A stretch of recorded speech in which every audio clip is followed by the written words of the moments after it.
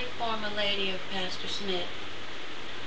My name is Miss Miss the MRS one, Barrett, and I saw your video, my husband and I just want to say I'm so thankful to the Lord that you got out of that mess. Um, I was raised in a situation such as that, and we call it a cult. um, I can tell you what's happening and what's going to happen if he continues and the members continue to come. The man that I was raised under, and I was a child, so I had no other choice. Um, he would, he called it rebuking people over the pulpit, calling them everything but a child of God, calling them ugly, nappy-headed, um, fat, skinny, stinky, telling the members not to say anything to them, and says he's rebuking them out of love. The single women that were had children, he would discipline their children because he said there wasn't a man in the house, so that's what he was there for. He would beat the children. He would smack the children in front of the pulpit, in front of the members. He would slap the kids so hard he would leave his handprint on their faces. Um, he would have the deacons he had the deacons hold a 10-year-old boy one time. One deacon had the foot and the feet, and the other deacon had the hands. And he took a gray telephone cord and took 3 strands of it and plaited it up and tied knots on each end. And he beat this little boy. And he beat this little boy so bad until when he went to school, the teachers found out, and the young lady had her children taken from her.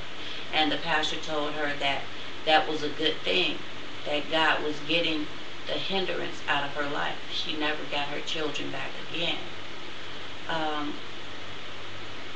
He also is going to get to the point where he's going to start sleeping with other women. And he's around men so much till it's going to come to a point where he's going to be engaging in sexual activities with men too. There's a time when he tells married couples what to do. He'll make married couples divorce and make them marry other members in the church, leaving the woman that he looks at single and her husband married to someone else, or having the woman to marry someone else and leaving him single. He'll also get to the point to where he'll be indulging in with children, telling them, as it happened to me as a child, if I have sex with you, no, if me as a child have sex with him is of God, and the only thing he's doing is preparing me for my husband, so when I do get married, it won't hurt in bed. But if I don't indulge in sex with him, when I get married, it will hurt. These are the things that I went through as a child. Thank God I was covered by the Spirit of God, and the Lord never allowed any of those things to happen to me. I never got beat because my mother wouldn't allow it. When he approached me with the sexual act,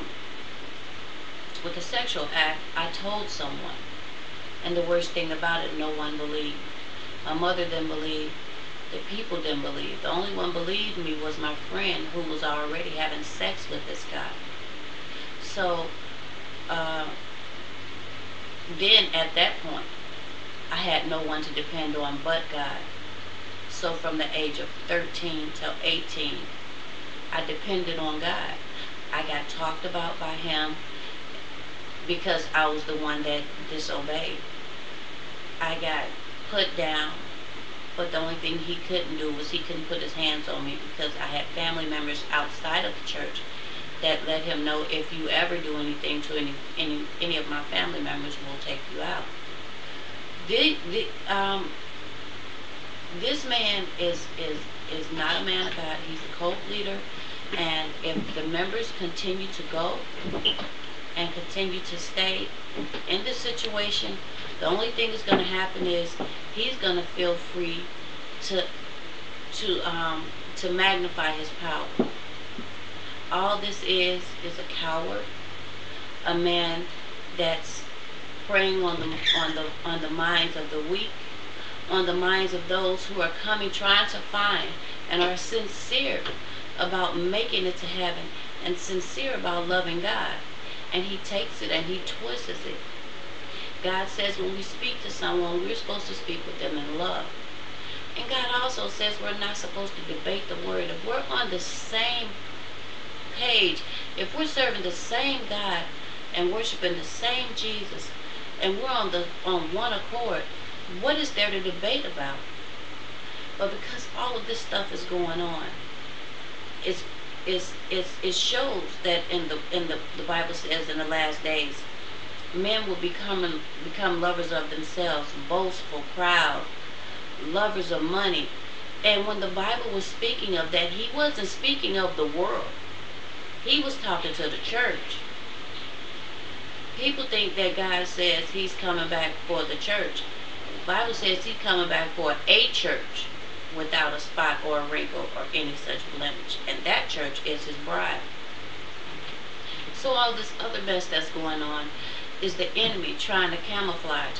So people are looking at the church and saying, oh my God, it's jacked up, it's this, it's that, because of all this mess that's going on. But the remnant of God is that church that's without a spot or a wrinkle. And I truly thank God that you got out of that mess. And I also thank God for you standing up, knowing that the Bible says don't fear what can harm the body, but fear what can harm the body and soul in hell. So Tony Smith ain't got a heaven or a hell to put you in. And Tony Smith can't do no more than God allows him to do. So I am so thankful that you are not fearful of him. And I too understand where you came from, because I grew up in it. And I had to, at the age of 18, run away from home to get out of it. Because at that age, I was legal. And that man was trying to convince my parents to put me in a psychotic ward. Because at that age, I still wouldn't go for him. So I had to run away from home and marry my best friend so that he would be my guardian. So I thank God that you got out of this, and I'm just so thankful. Now I understand what I went through, and I thank God I went through it so I can understand what you went through being in that stuff. And it is a cult, and it is of the devil. And again, my husband and I, we're praying for you. We're praying for your family. And I just wanted to let you know that there was somebody out there that do understand what you're going through. And if you want to talk at any time, you can always call. Our number is, I'm sorry, you can, I don't know how he does this, but you can contact me at any time. Our email address is God's Order Ministries, God's G-O-D-S, Order, O-R-D-E-R, Ministries, M-I-N-I-S-T-R-I-E-S, at yahoo.com. And if you want to talk at any time, you can just email us, and then I'll give you the number. So thank you again for listening, and again, we are praying for you and your family.